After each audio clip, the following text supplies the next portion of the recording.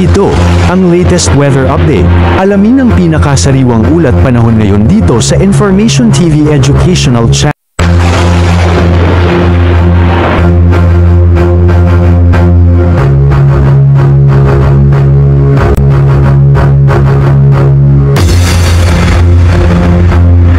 Kita natin na patuloy pa rin yung epekto ng northeast monsoon o hanging amihan, partikular na sa may hilagang bahagi ng Luzon, habang yung shear line o ito yung banggaan ng may malamig na hangin kung saan nagkakaroon nga ng mga kaulapan na nagdadala ng mga pag-ulan ay patuloy na nakakaapekto, partikular na sa may silangang bahagi ng central at southern Luzon. Samantala, may minomonitor tayo na low pressure area nagsimula kahapon, nandito siya sa may labas ng Philippine Area of Responsibility at huling namataan may 280 kilometer or 260 kilometers kanluran, hilagang kanluran ng Pag-asa Island. Makikita natin na nasa labas nga ito ng Philippine Area of Responsibility at base sa pinakahuling datos natin, malit yung tsansa na maging bagyo itong low pressure area habang ito'y kumikilos patungo sa may bahagi ng Vietnam. Makakaapekto na lamang ito or yung trough extension at mga kaulapan na dala ng low pressure area ay nakakaapekto partikular na dito sa may katimugang bahagi ng Palawan. Samantala, malaki pa rin yung tsansa ng mga pag-ulan, partikular na sa may silangang bahagi ng Southern Luzon at Central Luzon dulot ng shear line, habang ang iba pang bahagi ng Luzon ay patuloy na makararanas ng mga isolated o pulupulong mahihinang pag-ulan. Dito naman sa Mindanao, makikita natin maraming kaulapan na dulot naman ng easterlies o yung hangin nagbumula sa karagatang Pasipiko, kaya medyo maulap ang kalangitan sa bahagi ng Mindanao na may mga kalat-kalat na mga pag-ulan, pagkid at pagkulog.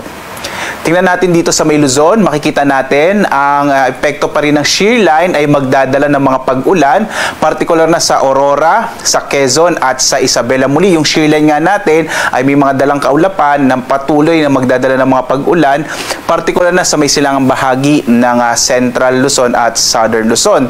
Samantala naman, ang Cagayan Valley Region, labing bahagi ng Cagayan Valley Region at Cordillera makararanas ng mga mahihinang pag-ulan dahil sa epekto pa rin ng northeast monsoon o amihan. Samantalang yung Ilocos Region at iba pang bahagi ng Central Luzon, generally fair weather ngayong araw na may mga isolated light rain sa mga pag-ambon na mararanasan.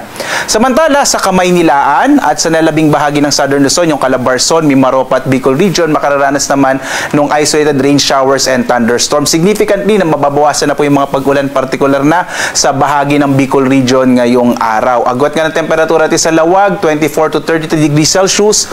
Sa Baguio, 15 to 24 degrees Celsius, habang sa Tuguegarao 22 to 29 degrees Celsius.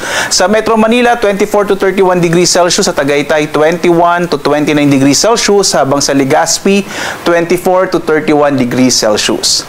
Dumako tayo sa Palawan, Visayas at Mindanao. Dito nga sa Palawan, nabanggit ko kanina, may low pressure area sa labas ng Philippine Area of Responsibility at yung trough o extension nito ang nagdadala ng mga pag-ulan, partikular na sa katimugang bahagi ng Palawan. Pero posible naman by tomorrow ay mawabawasan na yung mga pag-ulan dito sa may southern part ng Palawan.